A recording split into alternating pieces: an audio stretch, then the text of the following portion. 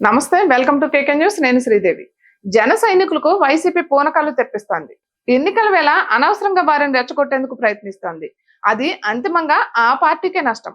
పవన్ కళ్యాణ్ చేస్తున్న రాజకీయంతో వైసీపీకి ఏం చేయాలో పాల్పోవడం లేదు. అందుకే పవన్ ను టార్గెట్ చేసుకునేందుకు ఇద్దరు ముగ్గురు నేతలను పక్కన పెట్టుకుంది. రాష్ట్ర స్థాయి ఫైర్ బ్రాండ్ నేతలు తమ సొంత నియోజకవర్గాల్లో బిజీగా ఉండడంతో ఒకరిద్దరు పెయిడ్ నేతలను పెట్టుకుంది. పవన్ ను వ్యక్తిగతంగా టార్గెట్ చేసేందుకు, రూమర్స్ ప్రచారం చేసేందుకు పోసాని కృష్ణమురళి, పోతిన మహేష్ వంటి నేతలను రంగంలోకి దించుతోంది. అయితే మీరు లైన్ దాటి మాట్లాడుతున్నారు, పవన్ పై వ్యక్తిగత దాడి చేస్తున్నారు. వారి కామెంట్స్ విన్నాక జన సైనికుల్లో ఒక రకమైన కసి కనిపిస్తోంది. ఎన్నికల్లో బాగా పనిచేయాలన్న ప్రయత్నం జరుగుతోంది. పోతిన మహేష్ ఈ రోజు వైసీపీకి అవసరమయ్యారంటే దానికి ముమ్మాటికి కారణం పవనే. ఎక్కడో విజయవాడలో ఉండే గల్లీ లీడర్ ఆయన.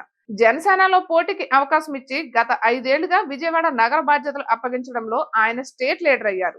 నిన్నటి వరకు తాను పవన్ నీడలో పెరిగానన్న విషయాన్ని మర్చిపోయిన పోతిన మహేష్ ఆయనపై విషం చిమ్ముతున్నారు.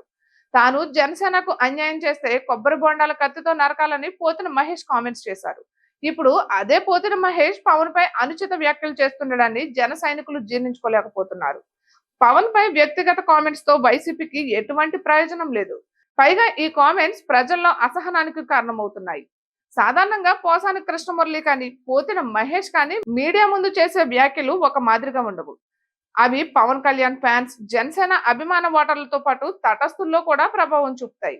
ఒక రకమైన వ్యతిరేకతకు కారణమవుతాయి. కానీ నష్టమని తెలిసిన వైసీపీ ఇటువంటి వ్యాఖ్యల విషయంలో వెనక్కి తగ్గకపోవడం ఆందోళన కలిగిస్తోంది. అసలు వైసీపీ ఉద్దేశం ఏమిటనేది తెలియడం లేదు. ఆ ఇద్దరు నాయకులు మీడియా ముందుకు వస్తే పాలసీలపై మాట్లాడరు, పార్టీల వివాదాలపై వ్యాఖ్యానించరు. నోరు తెరిస్తే పవన్ 3 పెళ్లిళ్లు, వ్యక్తిగత విషయాల గురించి మాట్లాడతారు, కుటుంబాల గురించి అనుచిత వ్యాఖ్యలు చేస్తారు.